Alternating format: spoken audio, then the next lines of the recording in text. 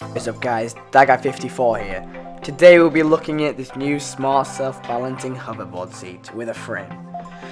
I will be showing you guys what it's capable of and is it worth buying, and also an overall review. As always guys, if you could just drop a like, it would mean a lot to me.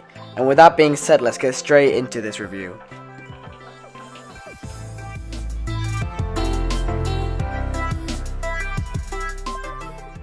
Alright guys, so this seat works with all different models, including speaker models. If you are still wanting a Swagway, you should buy the one that I'm using, which has these tires.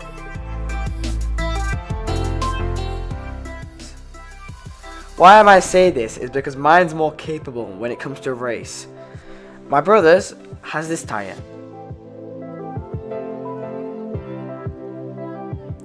His isn't as good when it comes to turning and has an overall lower speed. If you're looking for ones with speakers, they won't be as fun due to the lack of speed, but it is enjoyable with speakers. So I don't suggest you buy it unless all you care about is speakers.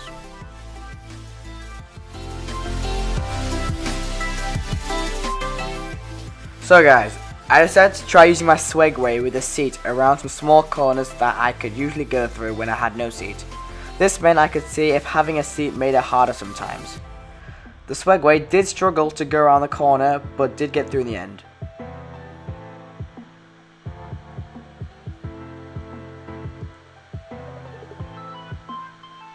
My brother got through first time due to the seat being adjusted to a smaller size, but that depends on how tall you are.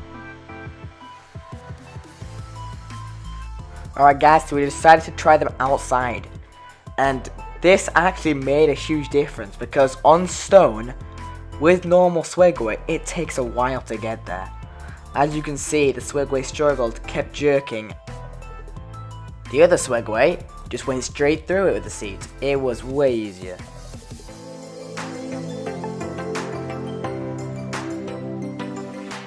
Alright guys, so I decided to switch Swagways with my brother. This was done to check if his Swagway is definitely slower, as it could have just been his driving skills. I had to change, of course, the positions of the Swagway because he's a midget and, you know, I'm not gonna drive a Swagway that my legs don't fit on.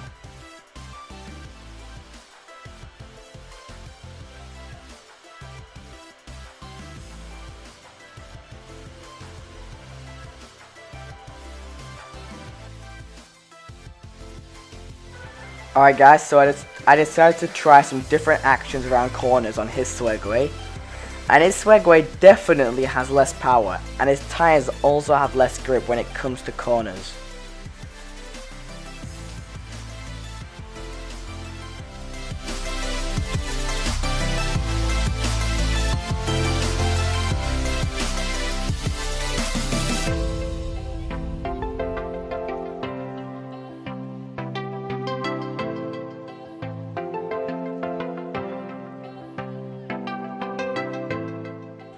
Alright guys, so when it comes to acceleration, both Swagways can take off at a good amount of power. Even then, you can do a wheelie at the speed. They do travel at about 8 miles per hour. That is approximate though, and the 0 to 8, approximately 5 seconds on mine and 6 seconds on his.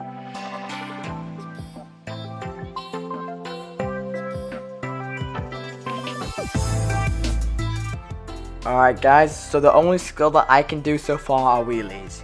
I learned how to do one over 15 minutes, and after 20 minutes I could stay in one place, and after 30 minutes I could do a reverse wheelie and a 360 degree wheelie, and also turn corners while doing a wheelie.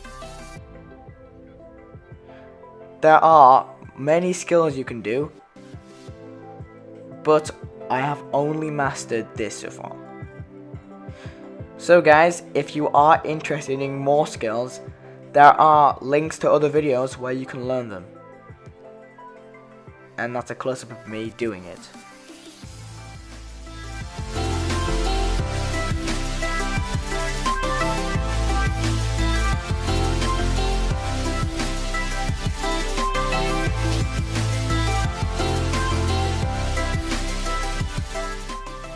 Alright guys, so driving on stones is really hard actually. It isn't as easy as it looks. I've gone over it earlier, but it's easier a lot more than just on a Swagway, but it's still very hard.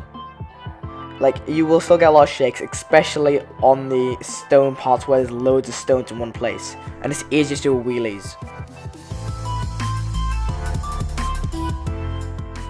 Alright guys, speed wise, they do travel very fast outside. You don't feel as much outside compared to inside, as it's a bigger area. You'd find it a lot more fun on a circuit, like a track, or even in your house if you can.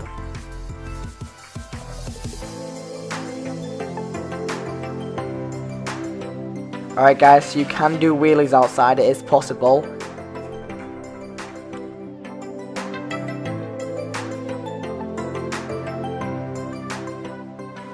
Alright guys, so when you're outside, you are quite in control, I would say. When you go over bumps, you will feel a bit of movement and you might go out of control, but most of the time you are in control of it and you can do a lot with it, and when you go around corners, you are easily capable of it. It is easy, but you will find it hard when it comes to other things, I would say.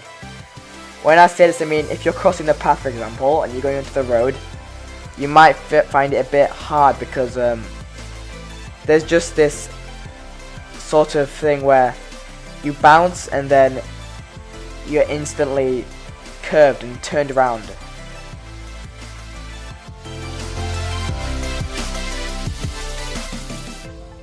So like there, for example, you might not have seen anything happen, but you actually have to hold your pulse stiff to make you keep going on it.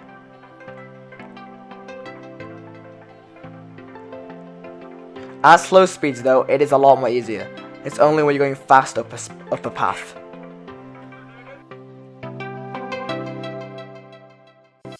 Alright guys, so I just want to say that it is possible to drift, but I wouldn't suggest it. Your tyres do get quite dirty, depending on the terrain you are in.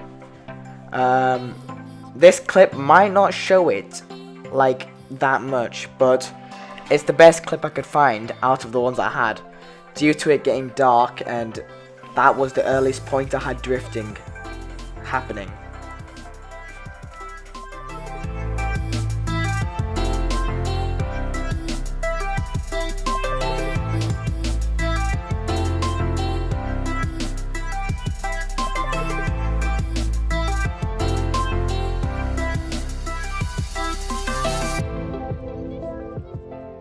Alright guys, so when you're finished and your battery is going dead, you of course have to charge it.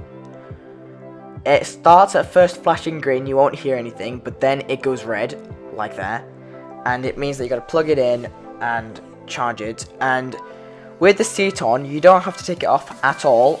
You just plug it in and plug it into the socket, and it should go red, and that means it's charging.